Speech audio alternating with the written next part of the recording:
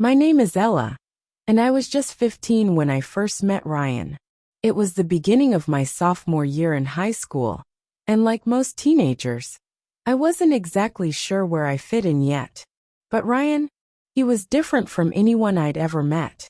He had this presence, this aura about him that made everything around him seem brighter. I remember his deep green eyes. They were captivating, like two emeralds shining under the sunlight, and his smile. It could light up the whole room. It wasn't just a smile. It was a promise of something exciting, something new.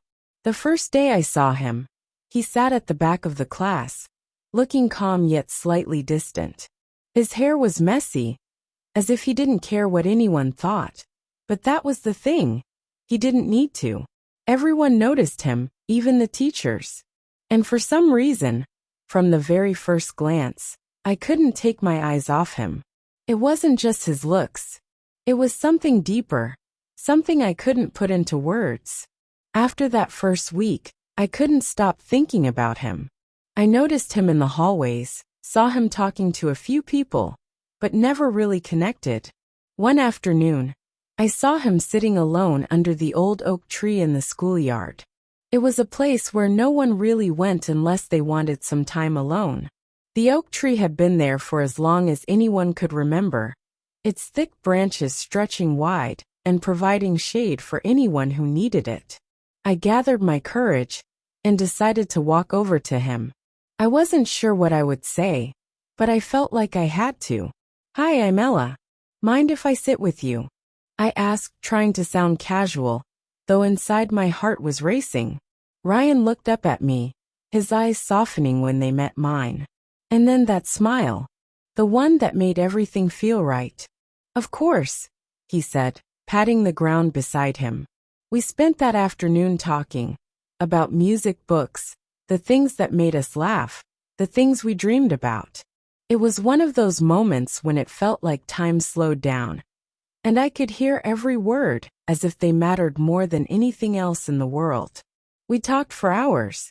I remember feeling like I had known him forever, even though it was only our first conversation.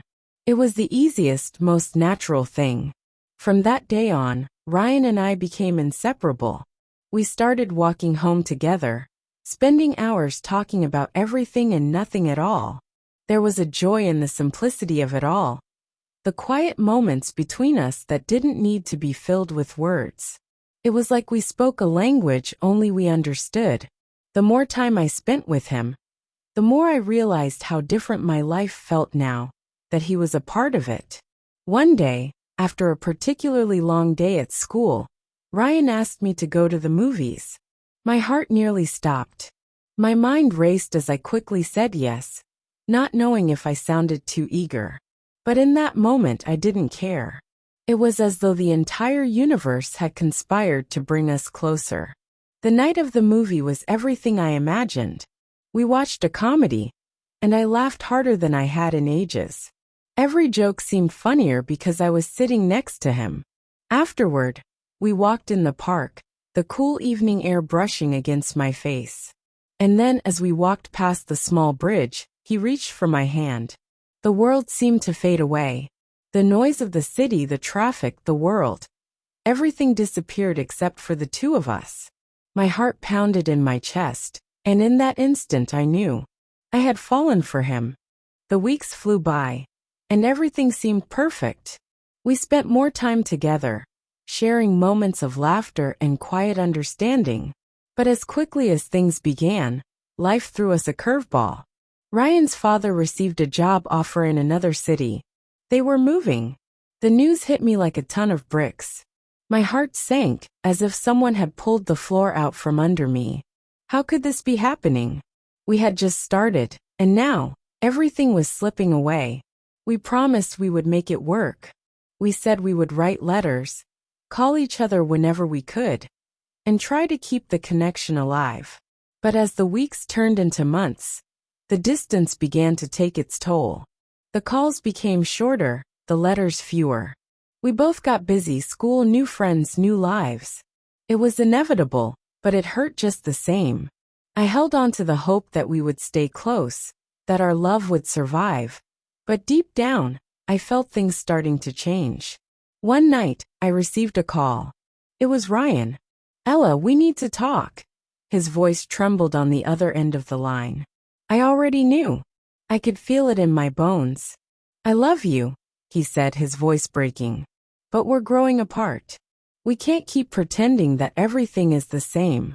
It's not fair to either of us. I think it's time to let go." Tears flooded my eyes.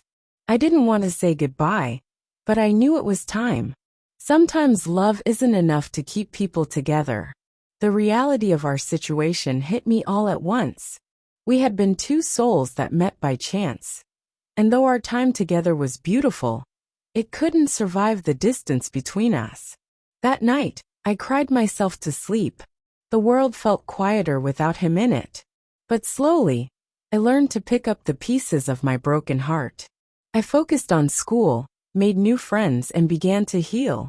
The locket Ryan had given me for my birthday, engraved with a picture of the two of us inside, was always with me. It was a reminder of a love that once was, something I couldn't let go of completely. Time passed. I went to college, started a new chapter in my life. I met new people, had new experiences, but there was always a part of me that remained tied to Ryan. I met someone new, James. He was kind, caring, and made me laugh in a way no one else did. He made me feel alive again. I told him about Ryan, how he had been my first love, how he had shaped the way I understood love. James wasn't jealous. He understood. He knew that first love isn't something you just forget. It stays with you, shaping the way you love in the future. James loved me in a different way, a way that was new and fresh. But my love for Ryan, it hadn't faded. It had transformed. My heart had grown, making room for new love. But the memories of Ryan, his smile, the way he made me feel special, would always have a place in my heart. Years passed and life continued. But whenever I thought back on that first love, I was reminded of the joy, the excitement, and even the pain of growing up. First love teaches you lessons that you can never forget. It teaches you how to open your heart, how to risk, how to trust, and how to let go when the time comes. One day, I received a letter. It was from Ryan. "Dear Ella, I hope this letter finds you well. I wanted to thank you for all the beautiful memories we created together.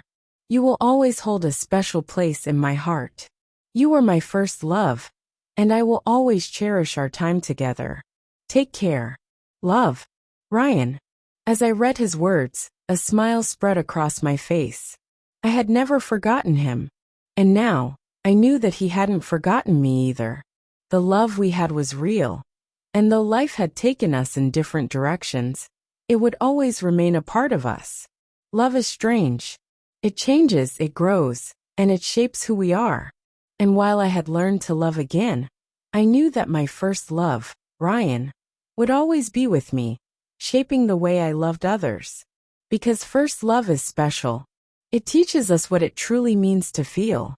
It teaches us how to love deeply. And even when we let go, it leaves an imprint on our hearts.